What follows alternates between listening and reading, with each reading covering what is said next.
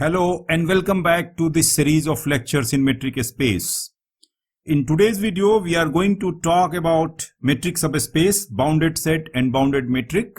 After watching this video, you would be able to know the definitions of these three topics as well as some examples to explain the concepts behind these topics. But before we move to the main content of this video, let us have a prerequisite. What is that? Now here we are showing you the definition of extension and restriction of a function. A function f is being called an extension of a function g if the domain of f contains the domain of g and the values of the function f and g are same in the domain of g. What does it mean? It simply means that if you have a set A and there is a function f which is having A as its domain, then if you take another set B which is subset of A and there is another function G which is having B as its domain, then F is called extension of G and G is called restriction of F provided Fx becomes equal to Gx for all the elements present in the set B, which is a subset of A. So this is the simple concept of extension and restriction of function which we are going to use. Now let us move and have an observation on the definition of a metric. Here you have on your screen the definition of a metric. A metric D on a non-empty set E is nothing but, first, it is a real valued function on E cross E, and the second, that it satisfies four properties M1, M2, M3, M4 for all pairs XY in E cross E. I hope that you must be aware of M1, M2, M3, M4 because you must have watched our video on metric space. What I want to say here on this screen, suppose you have a set E and corresponding to that E, you have E cross E. Now on this E cross E, you have a metric D which is defined on E cross E, and for all pairs XY in E cross E, the properties M1, M2, M3 and M4 are true. Now what we want, that we want to restrict D to a subset of E cross E. For that, what we do, that we take a subset F of E and corresponding to that F, we can get a subset F cross F of E cross E. On this F cross F, the properties M1, M2, M3, M4 are also true for D, and therefore D becomes a metric on F cross F. So if we accept that F cross F is domain of D, then D becomes a metric on F cross F. But the problem is, same function cannot have two different domains. So the simple way to remove this anomaly is to just change the name of this function and we name it as rho and simply say that rho xy becomes equal to dxy. So rho becomes a metric on F cross F because it is nothing but D on F cross F satisfying M1, M2, M3, M4, and it gives the same value as D gives for any pair XY in F cross F. So rho becomes in fact a restriction of D on F cross F, and it is also a metric on F cross F. And this is nothing but our induced metric. Let us see the definition. So here we are going to define metric subspace and induced metric. It is nothing but what you have seen earlier. We have ED as a metric space, and as we have discussed earlier, F is a subset of E, and the mapping rho, which is a restriction of D, gives you a metric space F rho, where rho xy is equal to dxy for all pairs xy present in the set F cross F. So in that case, we say that F rho is a metric subspace of ED and rho is a metric induced by D. So it is called induced metric. So it is very simple. What you have to do, there is a metric ED, you have to take a subset F, then automatically the restriction of this metric D to F cross F, which is a subset of E cross E, will give you an induced metric on F, and with that induced metric rho, F rho becomes a metric space in itself, and it is a metric subspace of ED. Now let us have some examples. Let RD be a metric space, and we consider the closed and bounded interval 0, 1, which is a subset of R, and we take rho, which is defined from 0, 1 cross 0, 1 to the set R of real numbers, such that rho xy is equal to dxy for all xy belonging to 0, 1 cross 0, 1.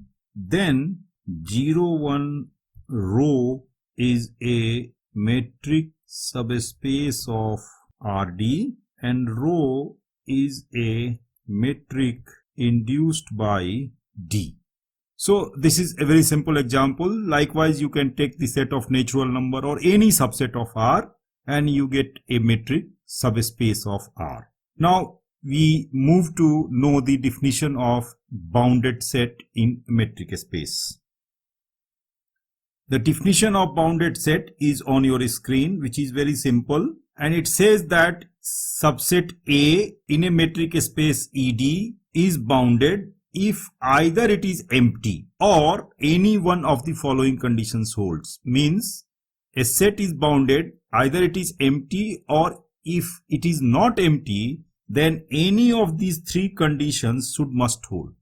Now what are these conditions? Let us see. The first condition is very simple, that the diameter of A, that is delta A, is finite. If you recall, then what is delta A? Delta A is the supremum of this set dxy such that xy are in A. So this is delta A. So this should be finite. The second statement is there exists a real number k greater than 0 such that dxy is less than equal to k for all xy belonging to the set A. The third statement is if there exists alpha in E and a real number k greater than 0 such that dx alpha is less than equal to k for all x in A. It means you should have an element in metric space E, which element we are calling as alpha, and a real number k greater than 0 such that dx alpha is less than equal to k for all x in A. All these three statements are equivalent. We will see it later, but let us see an example of a bounded subset in a metric space. Suppose we are taking RD where dxy is equal to modulus of x minus y, which is the standard metric. Now if you take 0, 1 open interval or closed interval, whatever you want to take, you can take, then you see that for all xy belonging to 0, 1, we have dxy, which is of course modulus of x minus y, is less than equal to 1, because the whole interval has length 1. So the distance between any 2 points of the interval will be less than equal to 1, and therefore this is bounded in RD. But if we consider the set n of positive integers or natural numbers, you can say set of natural numbers, then it is not bounded. So it is unbounded, because the distance between two natural numbers n1 and n2 less than equal to k is false for every k, and hence n is unbounded. So these are the examples of bounded sets in metric space. Now we move to establish equivalence of these three statements. First we see that 1 and 2 are equivalent. First is delta is finite. The second is dxy less than equal to k. Firstly we see that 1 implies 2. So if delta a is finite, we can take delta a equal to k, and it simply gives that supremum of this set, which is delta a, is equal to k. But if the supremum is equal to k, then certainly the members are less than or equal to k. So 1 implies 2 is very simple. Let us see the reverse way. dxy less than or equal to k for all xy in A. We have assumed that 2 is true. So dxy less than or equal to k for all xy belonging to A. It implies that this set is bounded above by k. Now by the least upper bound property, we know that if a set is bounded above and it is non-empty, then the supremum will exist. So this set will have a supremum exists, and the supremum is going to be less than or equal to k, because k is an upper bound, so the supremum will be less than or equal to k. Now this supremum is nothing but delta a, and we can say that it is equal to k1, which is less than or equal to k, and therefore delta a is finite. So we see that 1 implies 2 and 2 implies 1. It establishes that 1 implies and implied by 2. Now let us move and see the other part. Here we want to show that 2 implies 3 and 3 implies 2. First we see that 2 implies 3. So 2 implies 3 is very simple. We are assuming that 2 is true, means dxy less than or equal to k for all xy in A. It implies that dx alpha is less than or equal to k for all x in A on taking a fixed y equal to alpha in E. What we are doing? We are simply taking y as alpha, because y is an element in A, so it is an element of E as well. So we can take y as alpha, and once alpha is taken, it is fixed, and then we get that dx alpha is less than or equal to k. Now 3 implies 2. 3 implies 2 is again obvious. We are assuming that 3 is 2, that is dx alpha is less than or equal to k for all x in A, alpha in E. It simply says that dxy is less than or equal to dx alpha plus d alpha y by triangle inequality for all xy in A. This gives you that dxy is less than or equal to k plus k, where dx alpha you know that less than or equal to k, and d alpha y is also less than or equal to k, so it is equal to 2k. So dxy is less than or equal to k0, where k0 becomes equal to 2k. So you see that 3 implies 2. Hence 2 implies 3 and 3 implies 2 together gives you that both implies each other. Therefore all the 3 statements are equivalent. Now we move to the last part, and that is the bounded metric. Here a metric D is called bounded if there exists a real number k greater than 0 such that dxy is less than or equal to k for all xy in E. It means if on the full space the value of the metric is always bounded, then we say that the metric is bounded, and the full space is also called a bounded metric space. Now let us see some examples which will make you the concept more clear. If we take RD with dxy is equal to modulus of x minus y, then of course D is not bounded. But second, if you take D as the trivial metric, means dxy equal to 0 if x is equal to y is equal to 1 if x is not equal to y, then dxy is always less than or equal to 1. On any set you take this discrete metric, the metric is going to be bounded, and therefore trivial metric is bounded metric, and if you apply this metric on any set, it will give you a bounded metric space. Similarly, if you consider another metric which we have already studied, like if we take rho xy is equal to dxy divided by 1 plus dxy, then again because numerator is always smaller than the denominator, it is less than or equal to 1. So rho xy is less than equal to 1. So given any metric D, you can always have a bounded metric rho like this.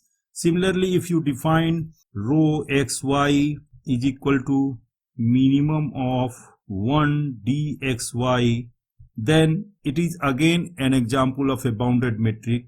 We suppose that D is a metric and rho becomes a metric that we have already studied in the examples of metric space. So this metric is also having value less than equal to 1 for all pairs of xy on any set. These are examples of bounded metric, and if you apply bounded metric on any set, you will get a bounded metric space. But the metric which are not bounded can also give you bounded subsets, which you have already seen in the case of bounded subsets, where RD with usual metric gives you a bounded subsets like the interval 0, 1. So what I want to highlight is, if you apply the bounded metric on any set, then it gives you a bounded metric space. However, the metrics which are not bounded can also give you bounded metric space depending on the set you choose. So these are the things which we want to tell you about bounded metric space. Now we move to the last segment, and this is about some remarks on bounded metric space. As a remark, now we are going to show that union of finite number of bounded sets is a bounded set. And for that, we have taken AI as bounded sets in metric space ED, where I runs from 1 to n. It means A1, A2, A3 up to AN are bounded sets in metric space ED. Then by the definition, what we are saying that for each I, there exists alpha I in E and real numbers ki greater than 0 such that dx alpha I is less than equal to ki for all x in AI.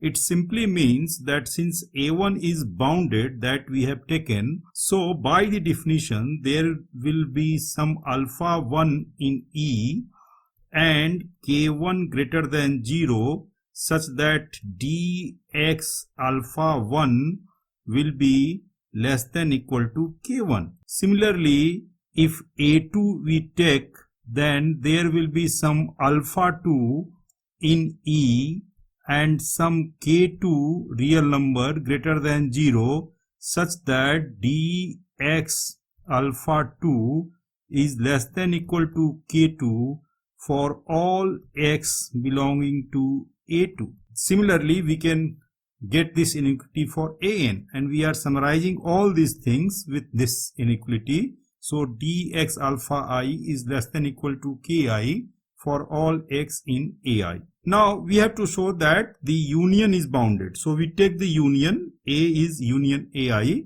and we take an element x in the union. If x is in the union, then it is a member of some set present in the union. Therefore, x belongs to AI for some I.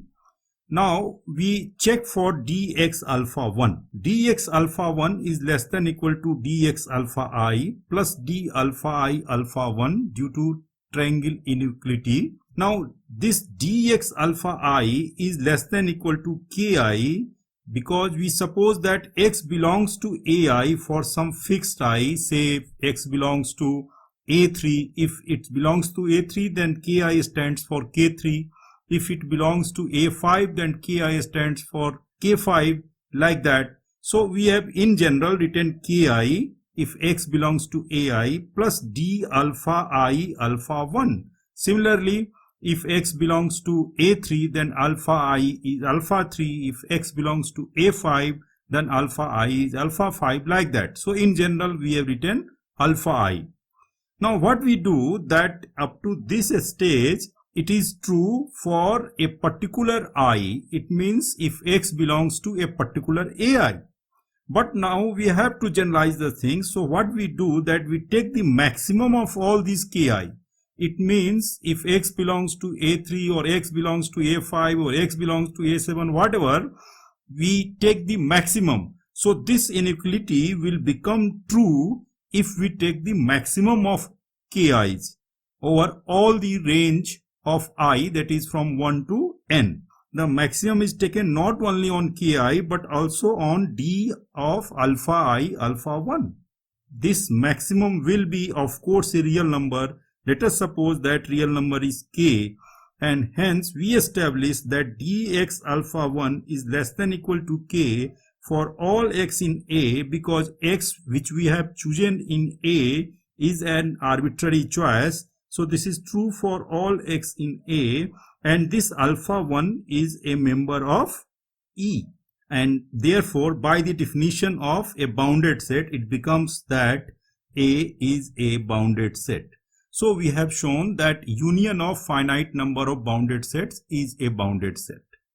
In the next remark, it is a very simple remark that a subset of a bounded set is bounded. The proof is very trivial. We have just given an outline of it. dxy is less than equal to k for all xy in E.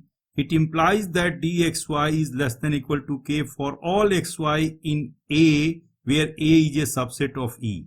It means you take any subset A of E, because E is bounded and you have this inequality on the left side, you will get this inequality on the right side as well for all xy belonging to the subset. Hence the subset will also be bounded. So with this we are finishing the content of this video. I hope that you are enjoying the videos. Till the next video, we say goodbye. Thank you. Good luck.